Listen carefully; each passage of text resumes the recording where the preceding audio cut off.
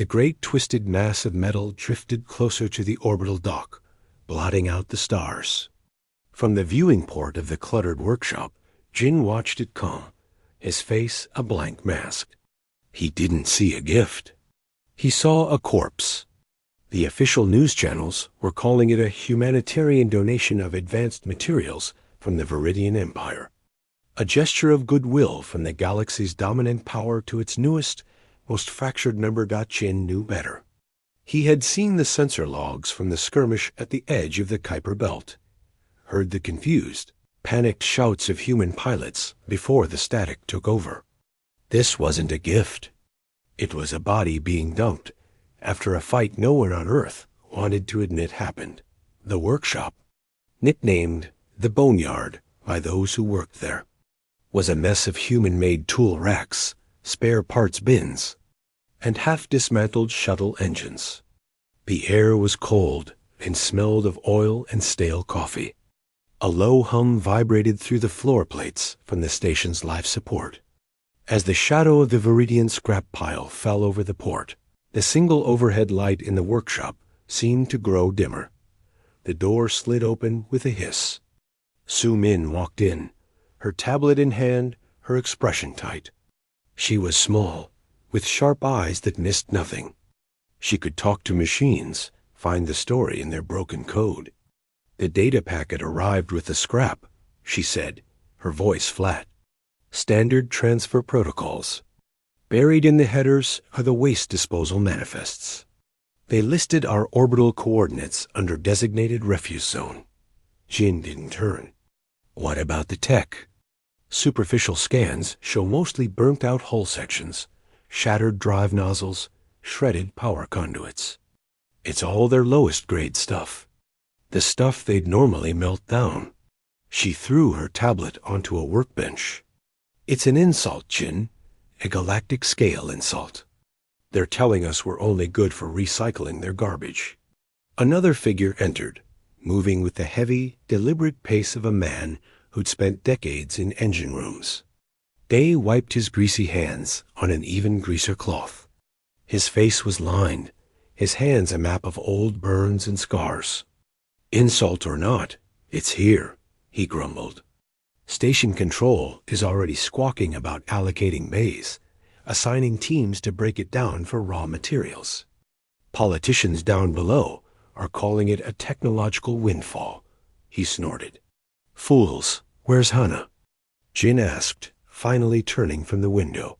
Already out there, Su Min said, nodding toward the scrap pile now filling the view. She suited up the second the tugs finished positioning it. Sighed she needed to see it up close. Jin grabbed his own helmet from a hook. And let's go see it with her. The silence of the suit was different from the silence of the workshop. Out here, it was absolute, broken only by the sound of your own breathing and the occasional crackle of the coms. The three of them moved like slow ghosts across the gnarled landscape of Viridian metal. It was a monochrome world of charcoal black and scorched silver. Human tools and cutting lasers looked small and pathetic against the scale of the wreckage. They found Hana clinging to the side of a massive, torn-open engine housing.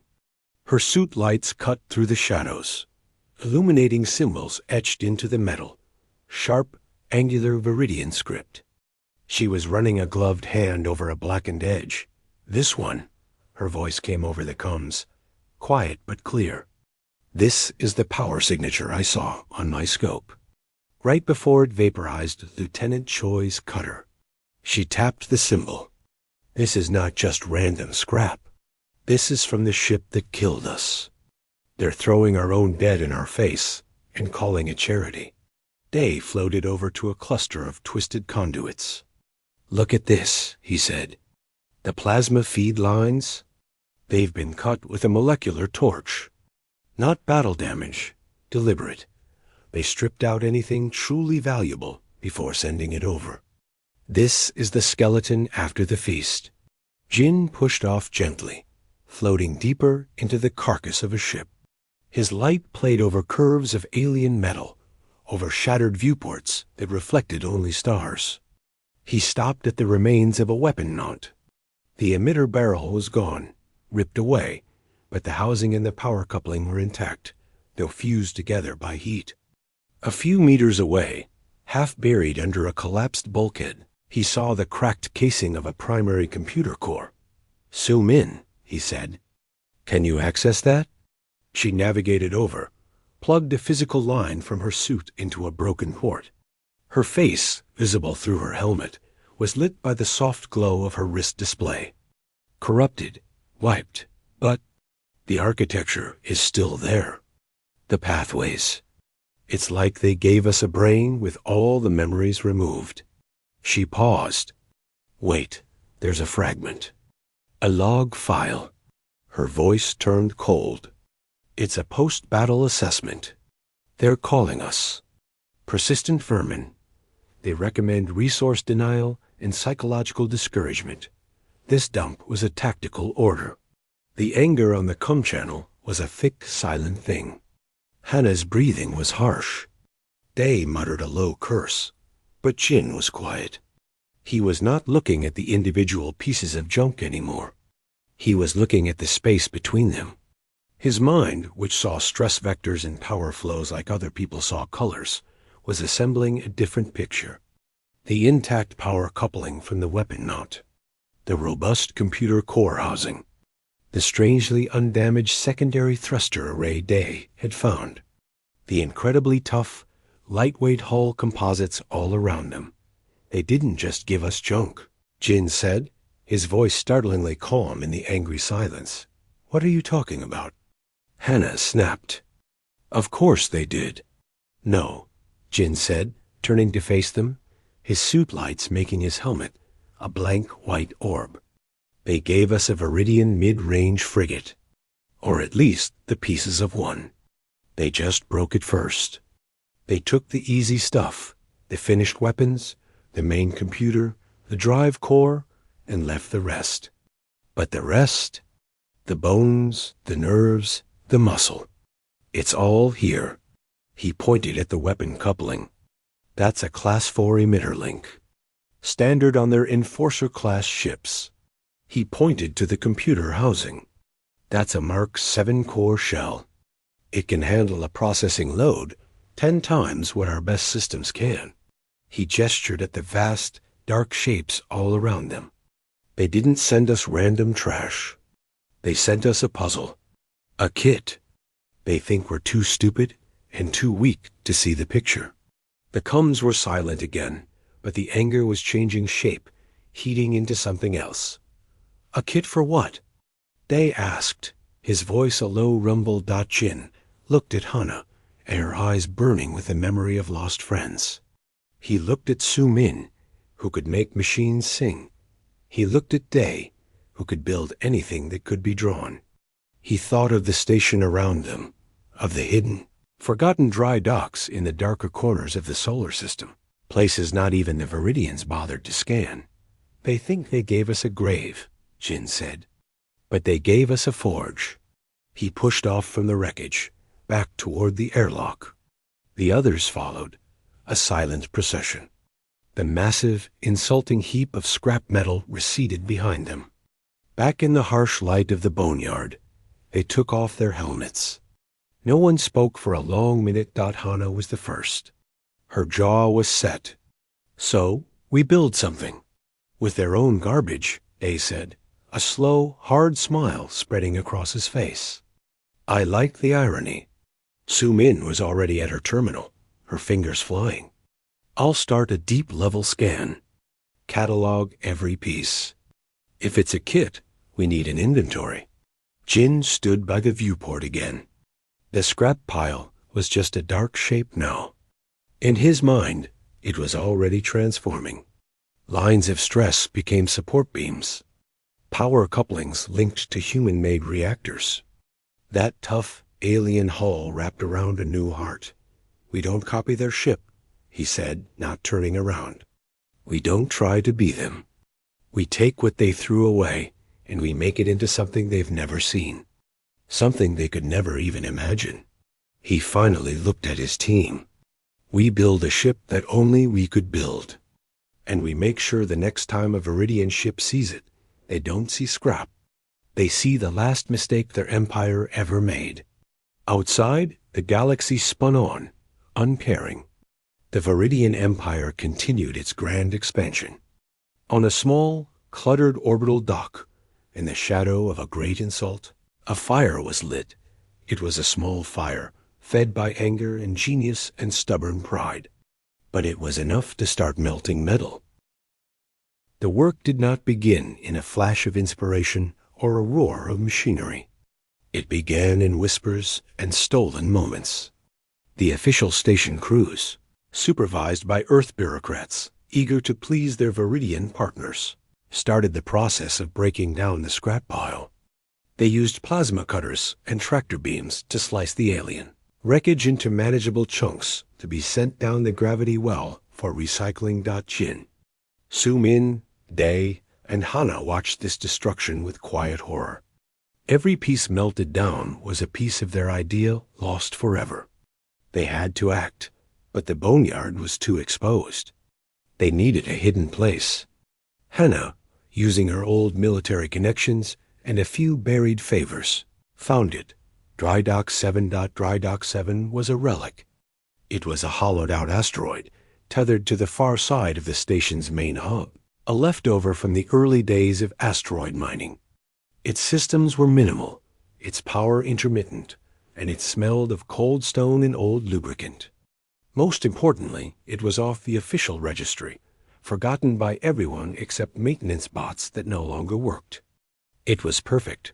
The first challenge was theft. They couldn't just haul entire pieces of Viridian wreckage away. They had to be scavengers, picking the bones clean under everyone's nose. Day became a master of this. He would be assigned to break down a particular section of the scrap pile. With careful, deliberate work, he would identify the most valuable components, the power couplings Jin talked about, the thruster vector plates, the segments of that incredibly tough hull plating. Then, through a combination of accidental damage reports, misplaced inventory logs, and the simple magic of throwing a greasy sheet over something and wheeling it away, he would redirect the pieces. The pieces didn't go to the recycling chutes.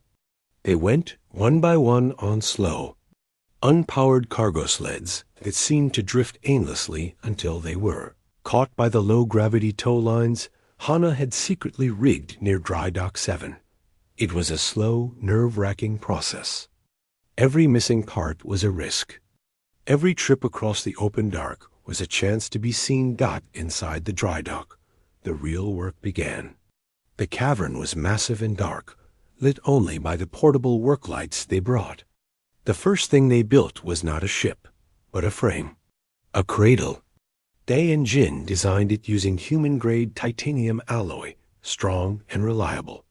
This would be the skeleton, the thing that would hold everything else together. As they welded the long beams into place, the scale of their madness became clear. The cradle was huge. It hinted at a vessel far larger and more powerful than any human-built warship. The pieces of Viridian wreckage started to accumulate along the walls of the cavern. They were strange and alien, their shapes all curves and sharp angles that didn't match human design.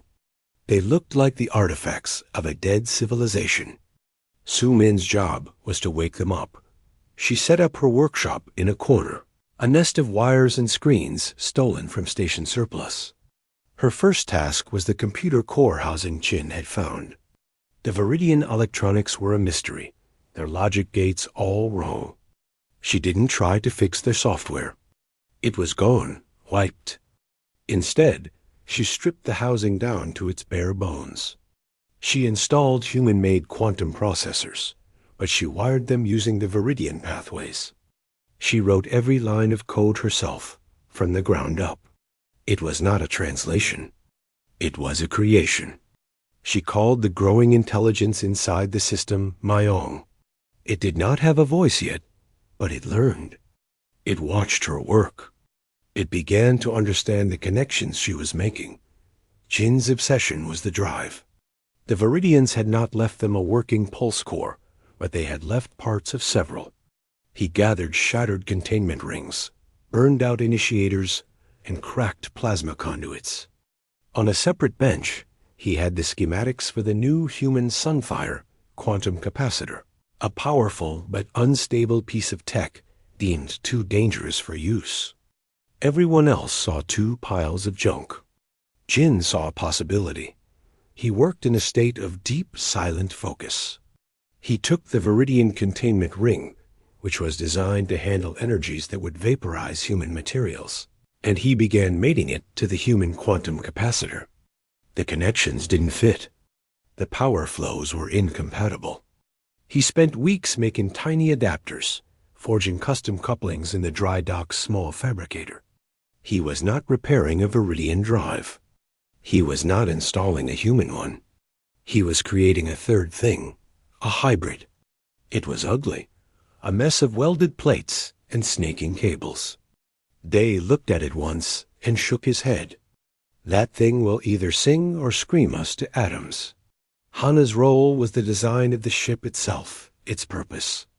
She pinned up diagrams of Viridian ships, studying their weaknesses.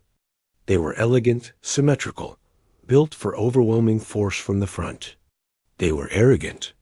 She took a charcoal stick and sketched on the stone wall of the cavern. She drew a ship that was asymmetrical, all angles and hard edges. She placed the weapon mounts not in neat rows, but in clusters, overlapping fields of fire. She designed a cockpit buried deep in the center, protected by layers of human steel and Viridian composite. "Their ships are like swords," she said one day, her voice echoing in the cavern. "Ours will be like a spear made from broken glass. It only has to hit once." Months passed. The dry dock became a home. They slept in shifts on old cots. They ate packaged food. The outside world, with its politics and its acceptance of the Viridian insult, faded away. Here, there was only the work. The cradle was finished. The first massive piece of Viridian hull plating was maneuvered into place. They welded it to the titanium frame.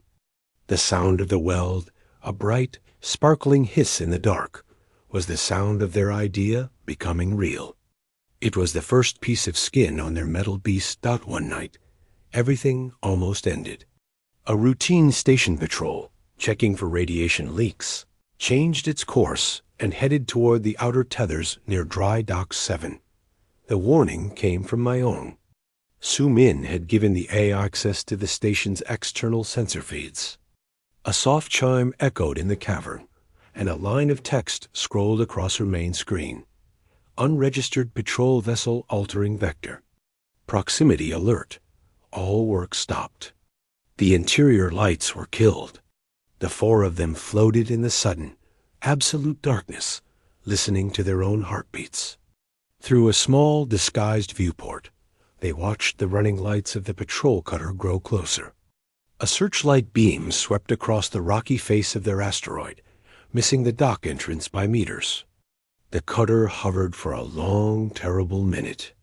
Then, with a puff of thrusters, it turned and moved away, back to its regular route dot in the darkness. Day let out a long, slow breath. Too close. Jin's voice was calm. They didn't see anything. They don't expect to see anything. To them, this place is dead. He was right. Their greatest protection was the Viridians' own arrogance. No one was looking for a human warship, especially not one being built from trash in a forgotten hole in the rock. The scare did something to them.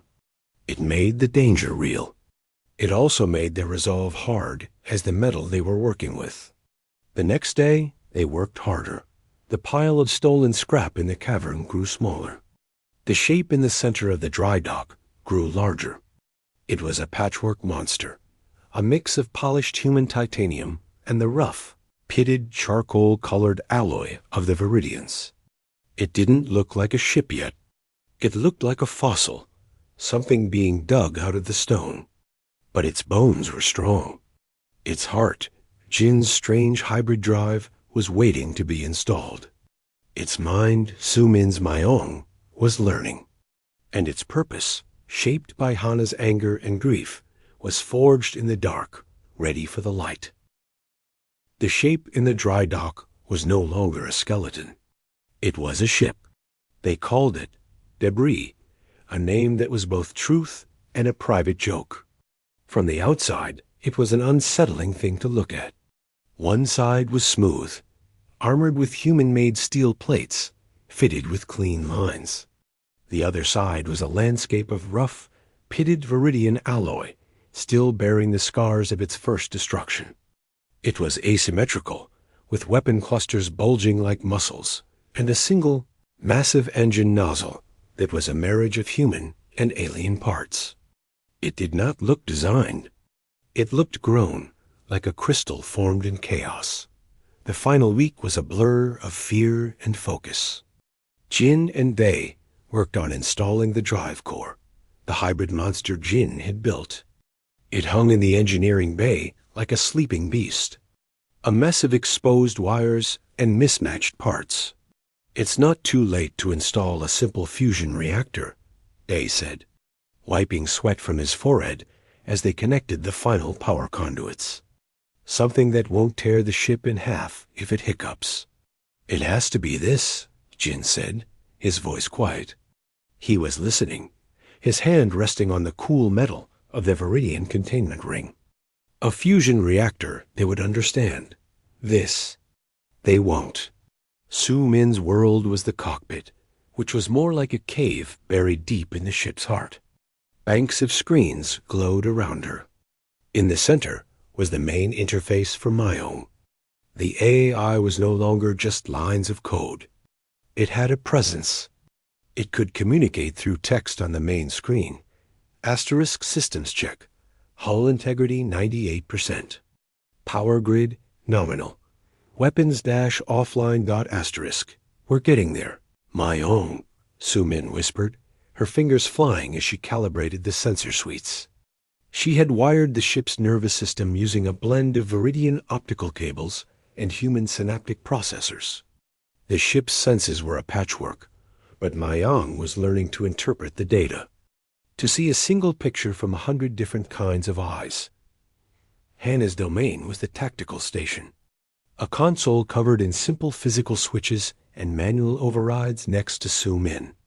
Her screen showed wireframe models of Viridian ships, their weak points highlighted in red. She had overseen the installation of the main weapon. It was not a laser or a plasma cannon. Day had built it from her idea, a magnetic railgun, massive and simple.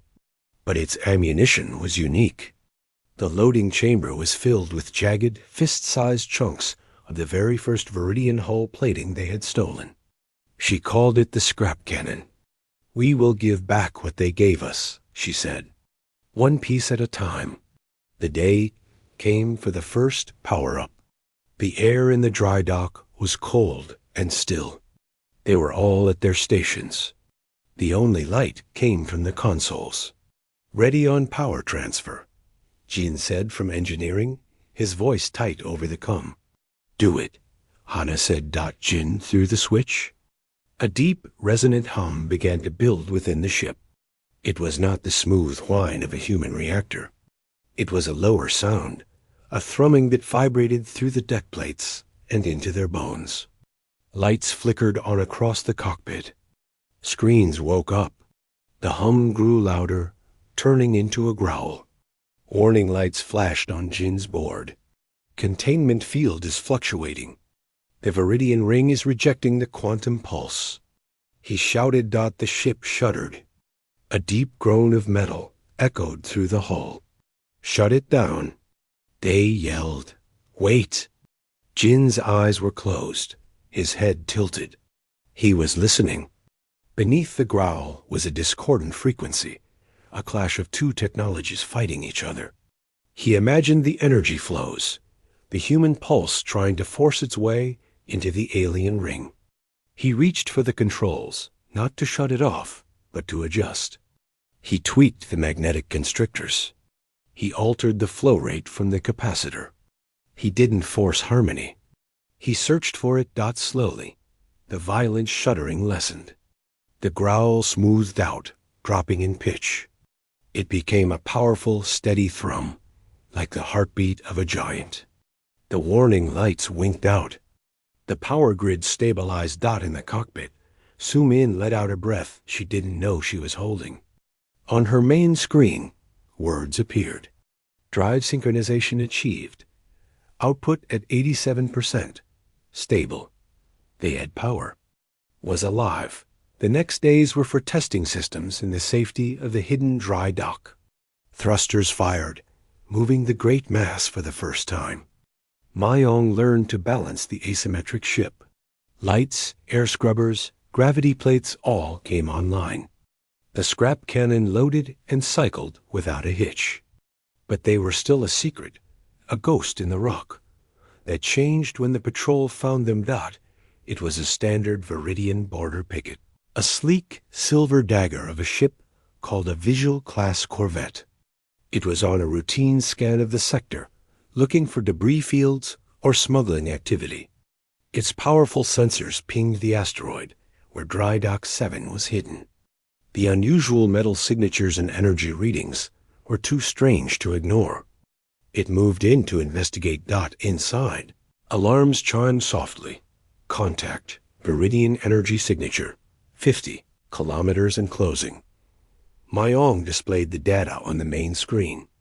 A sleek icon moved toward their own blinking dot. Silent running. Now, Hannah said, her voice cold and clear. Jin powered down the main drive to minimal life support. All external lights died.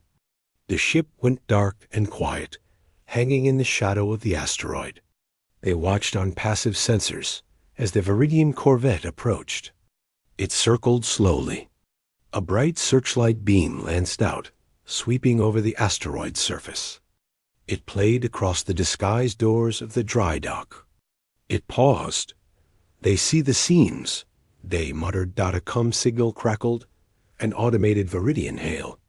Unidentified structure. This is Viridian Patrol Craft Callus 7. You are in a restricted scanning zone. Transmit identification codes or prepare for boarding. They had no codes that would work. They had no identification except the one they had built. They'll send a boarding party, Hannah said. Her hands were on the tactical console. If they get inside, they'll see everything. They'll destroy it. They'll destroy us. Jin looked at her from his engineering station. Su-min looked up from her screens. Day's face was grim. They all knew what she was saying. They were out of time. They could hide and be found, or they could fight. Power up the drive, Hannah said. Mayong, give me targeting control on the scrap cannon. Single round, are we sure? Su-min asked, her eyes wide. No, Hannah said. But we're out of choices.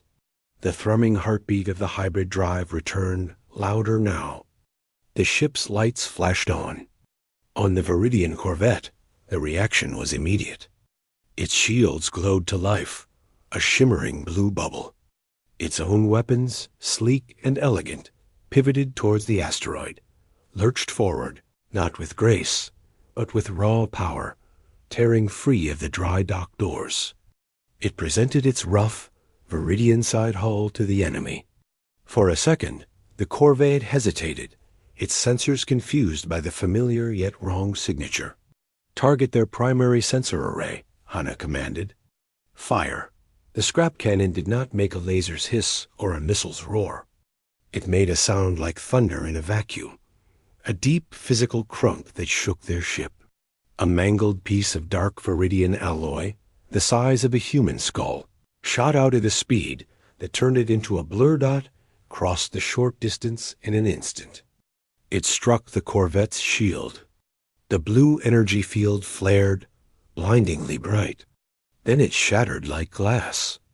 The scrap round continued, slamming into the elegant silvered sensor tower at the ship's front. Metal crumpled. Sparks erupted. The corvette spun lazily, its front end a crushed ruin. Silence filled the cockpit of. The Viridian ship was not destroyed, but it was blind and crippled, leaking atmosphere. Get us out of here, Hana said, her voice shaking. "Before they call for help." Jin pushed the hybrid drive. The strange engine responded, throwing them forward with a surge of power that pressed them into their seats. The stars blurred. In moments, the asteroid and the wounded Viridian ship were gone, far behind them. They were alone in the deep dark. The screens showed only stars and the quiet, empty void. No one spoke. The reality of what they had done settled on them. They had attacked the Viridian Empire. They had used the Empire's own trash to do it. On Su-Min's main screen, text from Myong appeared, calm and clear. Asterisk course plotted to designated rendezvous point. All systems nominal. Scrap cannon. Ammunition. 97%. Asterisk. They were no longer builders hiding in a hole. They were a crew. And their ship, their ugly, beautiful patchwork ship, was no longer a secret. It was a fact. A problem. A ghost that had just drawn first blood. The void was no longer empty. It was a hunting ground. Moved through the fringe systems like a shadow, its hybrid drive leaving an energy signature no Viridian analyst could classify. The encounter with the patrol had changed them. They were no longer just builders with a secret. They were fugitives with a weapon. And Hana had a plan. It was not a plan of grand battles. It was a plan of bites. "We cannot fight their fleet," she told the crew, her eyes on the star charts. "So we will infect their mind. We will make them afraid of the dark." Their first target was a remote Viridian monitoring station in the Lyra sector. It was a small, automated pod listening to communications, tracking asteroid movements. It was insignificant. That was why Hana chose it. Dropped out of its strange warp near the station, appearing on its sensors as a sudden, confusing mass of familiar and alien readings. Before the station's computers could finish its analysis, Su-Min and Myong acted. Su-Min had written intrusion protocols based on the fragments of Viridian code she'd studied. Myong executed them with lightning speed. They didn't hack the station. They mimicked it.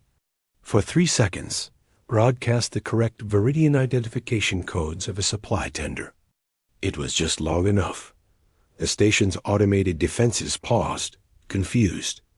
In that pause, fired its thrusters and closed in. Not with weapons, but with magnetic grapples. It latched onto the station like a remora to a shark. "Get the secondary power regulator," Jin said over the comms from engineering.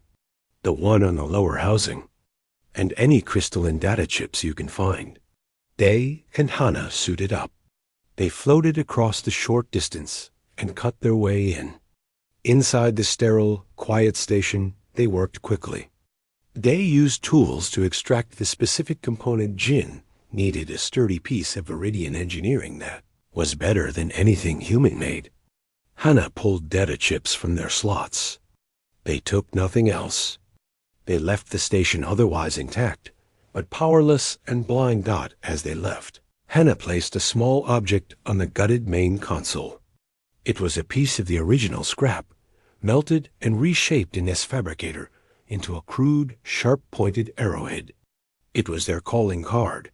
They vanished before any response could come. The next target was a minor fuel depot. A single, larger ship guarded it.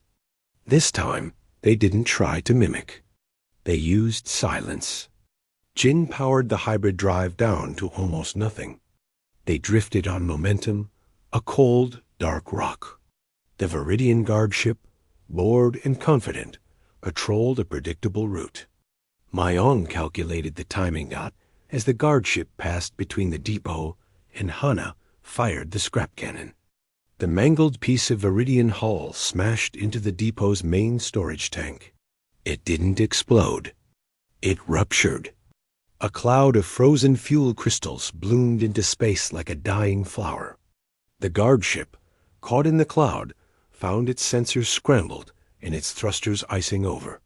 It flailed, helpless, moved in, grapples ready. This time, they took parts for the ship's own life support, and an intact navigational array. They left another arrowhead on the guard ship's hull, magnetically clamped next to its name. They never struck the same sector twice. They never used the same tactic. Mayong learned from each encounter, its adaptive algorithms growing sharper. It began to predict Viridian responses, finding the gaps in their procedures. Su Min fed it every piece of data they stole, and the AI started to piece together a larger picture of Viridian fleet movements and communication. Patterns.Jin was constantly upgrading. The stolen power regulator made their own systems more efficient. He integrated the navigational array, giving Mayong sharper maps. The ship evolved after every mission, its human-Viridian blend becoming more seamless, more deadly. The ugly patchwork started to look intentional, like the scales of a deep space predator. Rumors began to circulate on the fringe networks. Stories of a ghost ship. Some said it was pirates using stolen tech. Others whispered it was a rebel faction. The Viridian Empire officially dismissed it as baseless reports from unregulated systems. But the word debris started to appear in intercepted low-priority Viridian dispatches. They called it a pest, a nuisance. Hannah read these intercepts on her screen. A nuisance, she repeated, a hard smile on her face. Good. Their boldest raid was on a small shipyard building scout vessels. It was heavily guarded. This time, they used noise.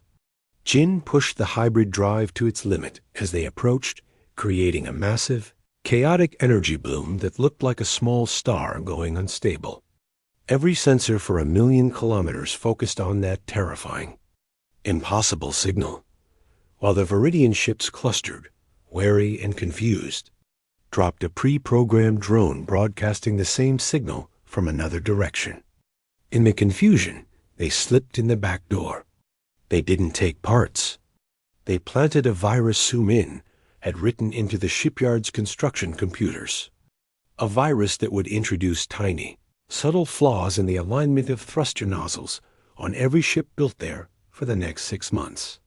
The ships would fly, but they would handle poorly, veering slightly to the left. A small thing. An irritating thing. They left an arrowhead embedded in the shipyard, Commander's personal data terminal. The Viridian Empire could no longer ignore the debris ghost. The nuisance was causing tangible losses. Minor but embarrassing. More importantly, it was spreading doubt. Client species on the fringe heard the stories. The invincible Viridians were being bled by a shadow. A new kind of dispatch started to appear in the intercepted messages. It was marked with a higher priority code. A hunter-killer task force was being assembled. Its commander was identified as Kale, a name with a reputation for brutal efficiency. His mission was not to patrol or investigate. It was to find, trap, and annihilate Dot in the cockpit of. The crew read the news. The mood was tense, but there was no fear. There was a strange sense of completion. They're taking us seriously now, they said, checking the status of their newly upgraded point defense guns. That was the point, Hannah said. She pulled up a star chart. It showed a sector labeled Foundry Station. It was a massive ancient shipyard from a long-dead race, now just a derelict hulk in a dense asteroid field. It was a place of legendary danger, navigational chaos. No one went there. Kale will expect us to run to empty space, Hannah said. He will look for hiding places in the dark. So we won't hide there. She pointed to the foundry. We'll hide in the light. We'll fight in a place where his big, elegant ships are blind. We'll fight where we belong. She looked at the rough, patched hull on their external camera feed. We'll fight in the scrap. Jin nodded, already thinking of the strain on the drive. Su Min began feeding the coordinates to Mayong, who started calculating the complex jump. They had turned insult into a weapon, secrecy into a legend. Now, the Empire was sending its best to crush them. They would not run. They would lead the hunter into a junkyard, and they would show him what scraps could do. The foundry was a graveyard of giants. The station itself was a sprawling, twisted sculpture of ancient metal, dark and silent.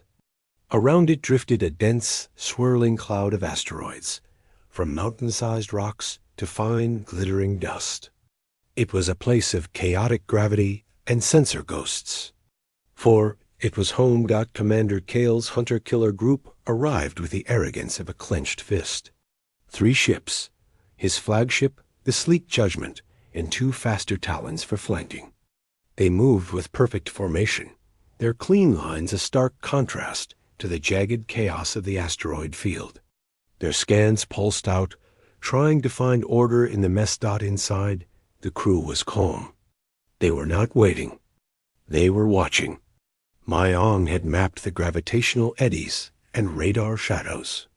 The ship hovered behind a vast, spinning slab of iron. Its rough Viridian-side hull turned outward, blending with the dark rock. "They're moving to standard search pattern Delta," Su-Min said. Reading the data, Myong streamed to her screen. "Predictable. Bring them in," Hana said, her voice low. "Myong, activate the beacon." On the far side of the field, a small transmitter, one of their few drones, flared to life. It broadcast a faint, distorted version of S' unique hybrid drive signature for just 3 seconds. The Viridian ships reacted instantly. The 2 Talons broke formation, streaking into the asteroid field on intercept vectors. Kale's Judgment followed more slowly, its heavier guns ready to obliterate anything that fled. "Now," Hana said. Jin engaged the drive. The low thrum filled the ship as they moved, not away from the Talons, but across their path, deep into the thicker debris. They didn't fire. They let the asteroids hide them. The lead Talon, chasing the ghost signal, didn't see the nickel-iron mountain turning slowly into its path until it was too late. It banked hard.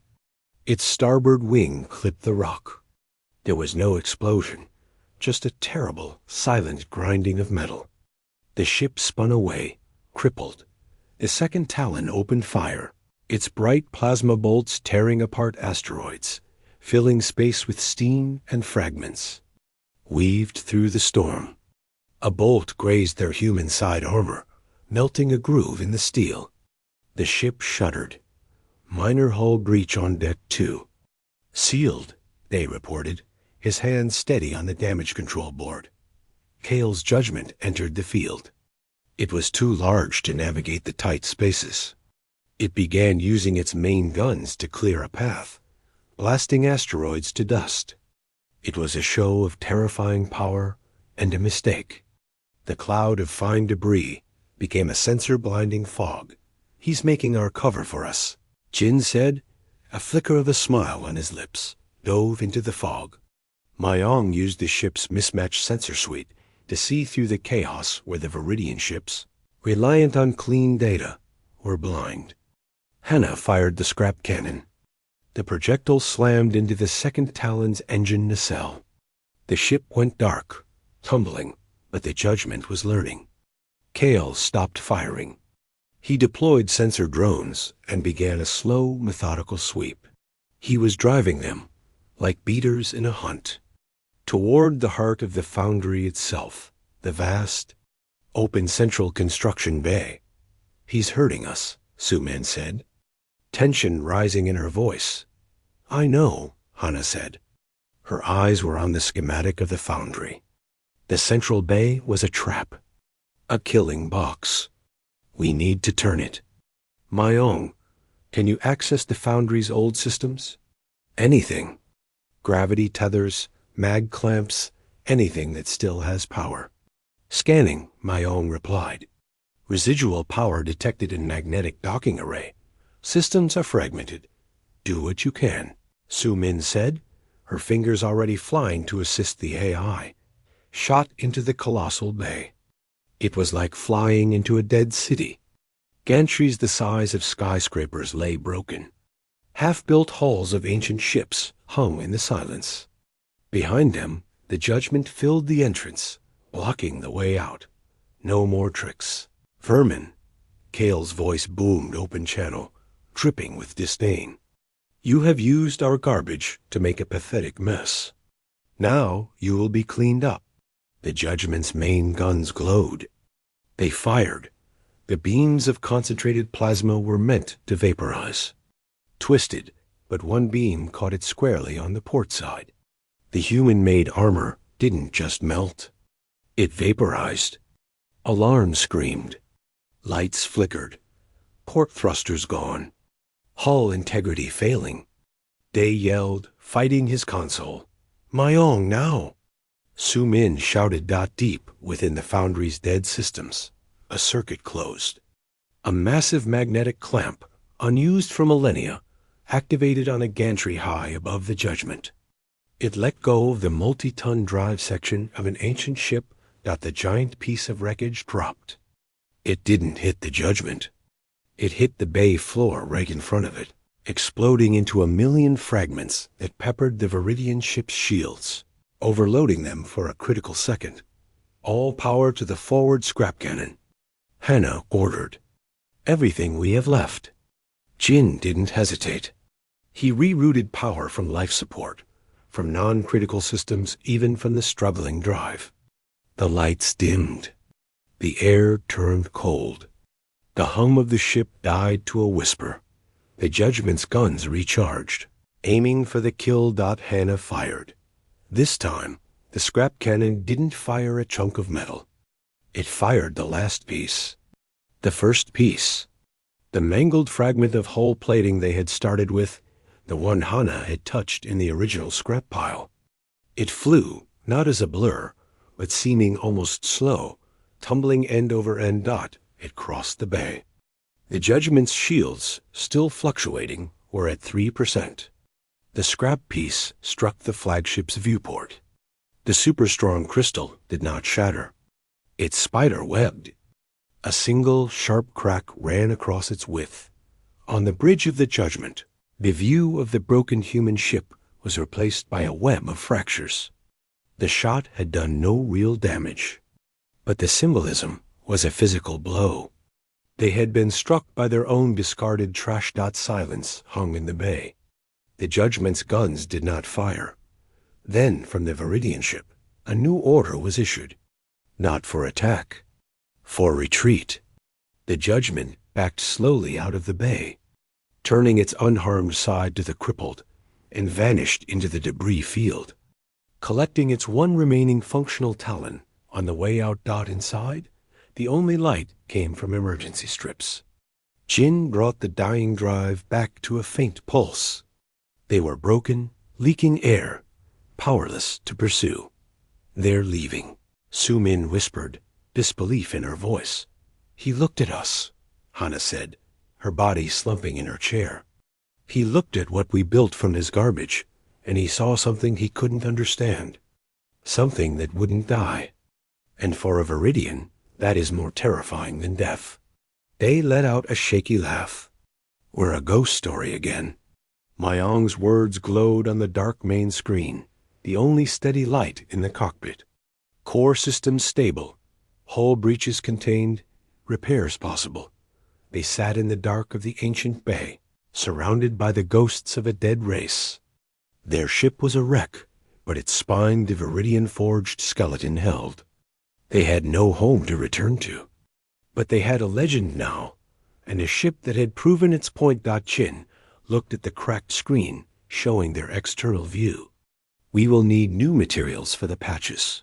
Hannah followed his gaze to the mountains of ancient, dead metal all around them in the foundry. A slow smile spread across her face, tired but fierce. We're in the right place. Somewhere in the galaxy, Commander Kale would be making his report, explaining the failure. The story of the debris ghost would grow, and in a forgotten graveyard of ships, a different kind of vessel, built from insult and fury, began its long, quiet repairs. It was not over. It was just the beginning.